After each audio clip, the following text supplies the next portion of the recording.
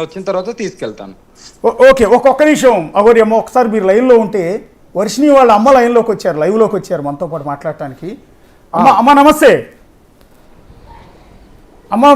మీరు ఇవాళ బాధలో ఉన్నారు. నమస్తే సార్. అమ్మ, నేను మిమ్మల్ని ఏడిపించే ఉద్దేశం కానీ మిమ్మల్ని ఇబ్బంది పెట్టే ఉద్దేశం కానీ నాకు ఏమాత్రం లేదమ్మా. నేను కూడా మీ కొడుకు లాంటి వాడిని. అవునండి, మా పాప తప్పుకుని వెళ్ళిపోయిందండి. ఆ అఘోరికి ఎట్టు రెస్ట్ లేవండి. అఘోరిని అరెస్ట్ చేయాలి, అఘోరిని అరెస్ట్ చేయాలి. నా పాపకి ఫోన్ ట్రాఫీలో చేసి దొంగ ఫోన్లు చేసి మళ్ళీ పిలిపించింది. అఘోరి ఎయిట్ రైట్స్ లేవు. అటు ఇటు కానివాడికి ఇస్తే మేము ఏమని నా పిల్లల్ని ఏం బతికించదండి, నా పిల్లని ఏం బతికిందండి. వాళ్ళ బెంచ్లోకి వచ్చి పడిపోయాడు, నన్ను కొట్టి. నేను స్టేషన్కి వెళ్ళి కేసు పడతాం జరిగింది. నువ్వే పిల్లల్ని తీసుకెళ్ళిపోయావు, నువ్వే పిల్లల్ని అమ్ముకున్నావు అని తలంతా గాయాలు. ఇప్పుడు ఎస్ఐ గారి దగ్గరికి వెళ్ళి కేసు పెడతానంటే ఎస్ఐ గారు నన్ను ఇప్పుడు వచ్చి అమ్మ నువ్వు ఇంటికి వెళ్ళు, నేను వస్తానంటే ఇంటికి వస్తే ఇంట్లో కాడ రానిపోతే నేను బయట దాక్కుంటే మా బాబు ఎండలో అంతా తిరిగి వచ్చి నన్ను అమ్మ రెడీ అవ్వు, ఏంటి హైదరాబాద్లో ఏదో స్టూడియోలో ఉందంటే పాప లైవ్ ఇస్తుంది మనం వెళ్దామంటే నేను పొద్దున్న పెట్టి మేము ఏమీ తెలియలేదండి. పాషం కానీ వెళ్ళిన పిల్ల పారిపోయిందండి అటు నుంచి, అటు గేట్లో నుంచి. ఎంతో వశీకరణ చేసి నా పిల్లని అంత మాయ మాటలు చెప్పి తల్లిదండ్రులను ఏడిపించి నువ్వు మా పిల్లల్ని వశపరచుకుంటా నీకు ఏం సుఖం ఉండేది. అఘోరి నిన్ను అరెస్ట్ చేయాలి.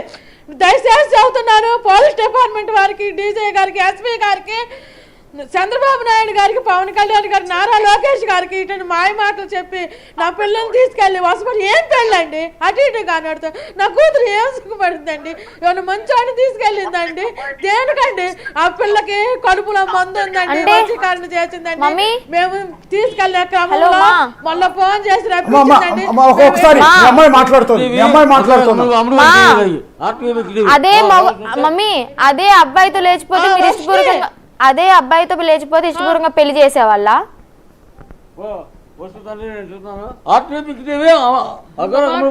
ఇక్కడ అబ్బాయా అమ్మాయా కాదు మమ్మీ, నేను మనస్ఫూర్తిగా ప్రేమించాను అందుకే వచ్చేసాను. నన్ను ఎవరు వశీకరణ చేసుకోలేదు, ఏ పసర్లు పూయలేదు, ఎలాంటి మందు పెట్టలేదు.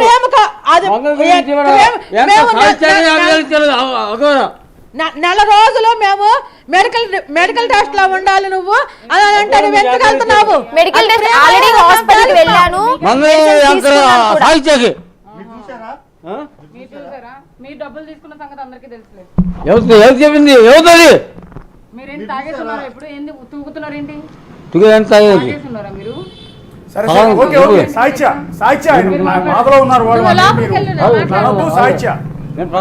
తల్లితో మాట్లాడించండి, ఆయనతో ఏమి ఆర్గ్యూ చేయొద్దు. ఆయన బిడ్డ రైట్ ఉంటుంది సాహిత్య, ఆయన బిడ్డ మీద ఆయనకి రైట్ ఉంటుంది. ఆయన బాధలో ఉన్నారు అన్నా కూడా ఏం పర్లేదు, ఇబ్బంది ఏం లేదు. మేము ఎట్టి పరిస్థితుల్లో మేము ఒప్పుకోవట్లేదండి, మేము ఎట్టి పరిస్థితుల్లో ఒప్పుకోవట్లేదండి. బిగ్ టీవీ వాళ్ళు దయచేసి నమస్కరించి చెబుతున్నా, మా బాబుని క్షేమంగా ఉంచండి. మేము ఇప్పుడు బుక్ చేసుకుని వస్తున్నాము, మాకు క్షేమంగా అప్పు చెప్పండి, మీకు నమస్కరించి వేడుకుంటున్నామండి. అది అఘోరి, మా అఘోరి అండి. మా అమ్మాయికి మెడికల్ టెస్టులు చేయించుకున్నా. మమ్మీ వినిపిస్తుందా? నేను రాను మమ్మీ మీ దగ్గరికి. నువ్వెందుకు రావు? దేనికి రావు? రాను.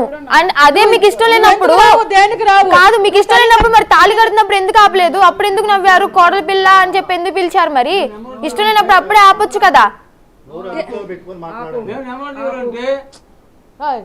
మొన్నటిదాకా ఆయన పొగిడావు, నీకు మైండ్ బాగా దూరుకో.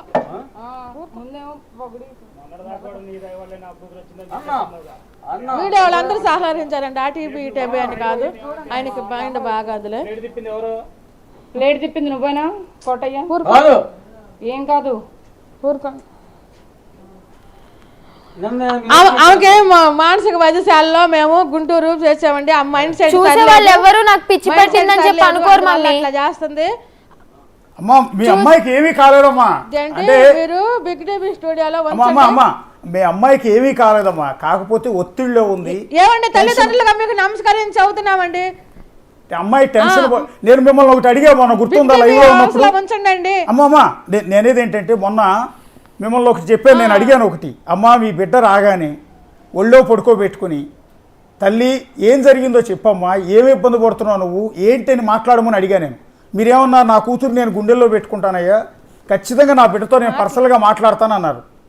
పెట్టుకుంటాం సార్, చూసుకుంటాం సార్. లేదు అవును, మరి మమ్మీ బిడ్డ వచ్చిన గుజరాత్ నుంచి వచ్చినాక అర్ధరాత్రి కాడ వెళ్ళాం సార్, అర్ధరాత్రి కాడ వచ్చాం సార్. అంటే గుజరాత్ నుంచి అట్లా వచ్చినాక అట్లా మీ అమ్మాయితో గుండెలో అట్లా పెట్టుకుని మాట్లాడారమ్మా, చూసుకుందామని మనసు విప్పి. రేపుల్లో మూడో ఫ్లోర్ లో ఏసీ రూమ్ మాట్లాడామండి.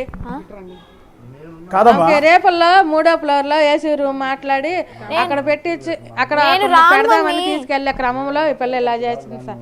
నేను రాను, మీరు ఇప్పుడు బలవంతంగా నువ్వు లాక్కెళ్ళి నా రావద్దని శవాన్ని గట్టి చూస్తారు రైట్స్ కానీ లేవమ్మా, నువ్వు కాదు, మీరు బలవంతంగా తీసుకెళ్ళి నా శవాన్ని చూస్తారు కానీ మంచిగా అయితే చూడలేరు. నేను ఫిక్స్ అయిపోయాను, నాకు పెళ్లి అయింది మమ్మీ. నేను ఇప్పుడు చెప్తున్నా విను మమ్మీ, నేను ఇప్పుడు చెప్తున్నాను, నాకు పెళ్లి అయింది. నాకు ఒక తోడున్నారు ఇప్పుడు, ఆయనతోనే సహజీవనం చేయాలి. నేను మైండ్ బాగాదు, ఆయనతోనే సహజీవనం చేయాలి. అదే హాస్పిటల్ నుంచి పేపర్ తెచ్చారు కదా, చూపించండి బాలేదని. హైదరాబాద్ లో ఉందంటే అందుకే కదా తెచ్చుకున్నారు. మేము వచ్చి మాట్లాడి అక్కడ అన్ని చూపించుకుని పాపం తీసుకుంటామని. నేనైతే రాను మీతో. అమ్మా అమ్మా అమ్మా, ఇప్పుడు ఒకసారి మీ పాపతోనే మాట్లాడండి. పాపని మేము పిలిపించలేదమ్మా, మీకు మళ్ళీ చెప్తున్నాం. నేను నా సొంతగా వచ్చాను, ఎవరి బలవంతం లేదు, వాళ్ళేం పిలిపించలేదు నన్ను. బిగ్ టీవీకి నేనే కావాలని స్వయంగా వచ్చాను. అక్కడ అంటే సార్ బిగ్ టీవీలో ఉంచండి సార్, మేము వస్తున్నాం, మేము కూడా అక్కడ లైవ్ ఇస్తాము. లేదు రావద్దు మీరు, నేను వెళ్ళిపోతాను అప్పటికే. ఐఎమ్ ద మేజర్, నా డెసిషన్ నేను తీసుకోగలను. మీరు వచ్చేంత వరకు నేను ఇక్కడ ఉండలేను. ఎక్కడికి వెళ్ళిపోతావు? నా ఇష్టం అది. సార్ కొంచెం ఉంచండి సార్. వాళ్ళు ఎలా ఉంచుతారు మమ్మీ, వాళ్ళు ఆపే హక్కు వాళ్ళకు లేదు. కాదు నేనేమంటానంటే అమ్మ బాధ ఒక్కసారి మీరు అర్థం చేసుకోండి. అమ్మ మిమ్మల్ని కన్న అమ్మ 9 నెలలు కని పెంచిన తల్లి. నేనేమంటానంటే నువ్వు చక్కగా ఉండాలని కోరుకుంటున్నాను.